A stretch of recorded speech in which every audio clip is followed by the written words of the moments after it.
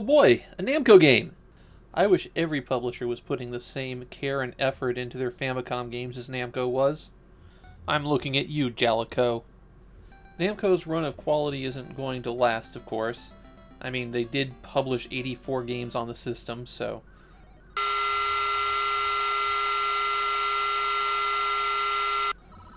Will this be the game that ends their streak? Of course not, it's Dig Dug. Although I think this port isn't as strong as their earlier ones, it's still pretty good. The main character of Dig Dug is, Dig Dug. Namco will give him a different name 20 years from now. So Dig Dug is a guy with a drill who's heading underground to eliminate some monsters. Wherever he walks, he digs tunnels through the soil, and as he moves, a jaunty tune plays. The monsters he's hunting are the balloonish Puka and the dragon-like Fygar. They start out the levels trapped in these pockets, but eventually they'll choose to just walk through the wall to go after Dig Dug. The monsters prefer to use open tunnels, though. Dig Dug's primary weapon for dealing with them is an air pump. It shoots out a short distance, and you have to hit the button repeatedly to inflate the monster and make it explode. Alternatively, Dig Dug can undermine one of these rocks.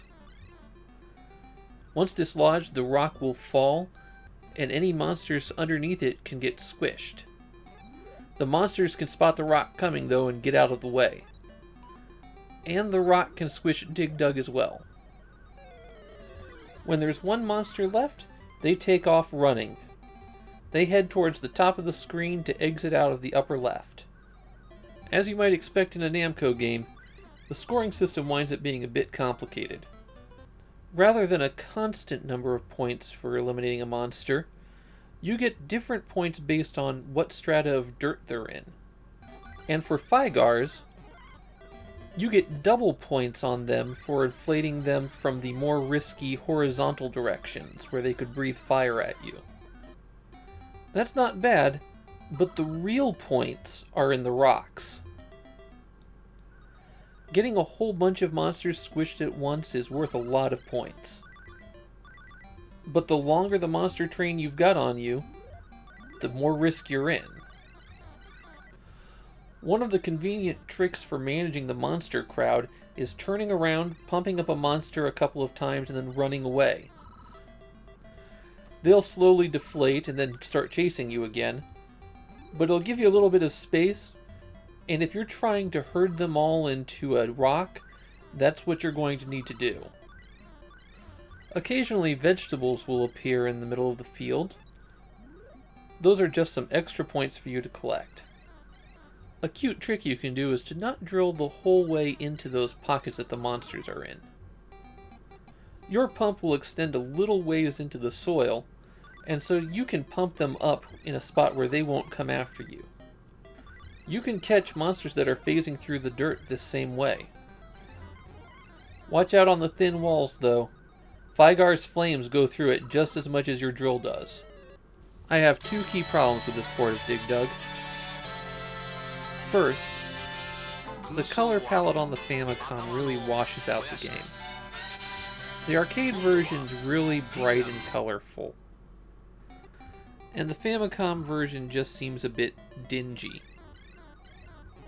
Namco has been making compromises with their game's color palettes, but it feels like in Dig Dug they might have compromised in the wrong direction. I actually don't mind how the screen is scaled in Famicom Dig Dug. We're losing a lot of vertical space here, but I think that the proportions used work fine for the home system. Second, the controls are a bit rough. Dig Dug has never had the tightest control scheme, but it feels worse on the Famicom somehow. I'm always getting stuck when I try to make a sharp turn while I'm running from enemies. It's not disastrously bad, it just feels like it could be better. Dig Dug does get a sequel on the Famicom, and it actually won't be that long until we see it. So Dig Dug's one of my favorite arcade games. This Famicom port, It's good. It's got its flaws, and I don't think it's as much of a substitution for the arcade game as some of Namco's other ports have been. It's pretty close to the original, though, and it captures a lot of what made Dig Dug fun.